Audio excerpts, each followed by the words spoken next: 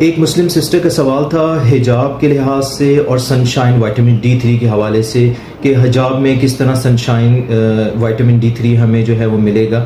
تو اس کے لیے ایک تو یہ کہ غذائیں ایسی استعمال کریں جس میں وائٹامن D کی مقدار ہو، جس میں فش ہے، فش آئلز ہیں، انڈے کی زردی ہے، فورٹیفائڈ ملک ہے، گائے کی کلیجی ہے. دوسرا ایسی جگہ پہ دھوپ لیں جہاں پہ غیر محرم کا سامنا نہ ہو رہا ہو. وہ آپ کے گھر کی کھڑکی ہو سکتی ہے، بالکنی ہو سکتی ہے، بیک یارڈ ہو سکتا ہے، چھت ہو سکتی ہے، یا پارک میں کوئی ایسی مخصوص جگہ جہاں پہ آپ کا محرم آپ کے ساتھ ہو اور آپ اس میں سنشائن دیں. میڈیکلی بھی سپلیمنٹ دیا جا سکتا ہے جس میں کیلشیم، وائٹامن D کے سپلیمنٹس کی ضرورت رہتی ہے ایسی خواتین کو جو کہ پوری طریقے سے حجاب میں ہوتی ہیں. اور مردوں کو ان چیزوں کا انتہائی خیال رکھنا چاہیے اپنی بیٹی کے حوالے سے اور اپنی اہلیہ کے حوالے سے.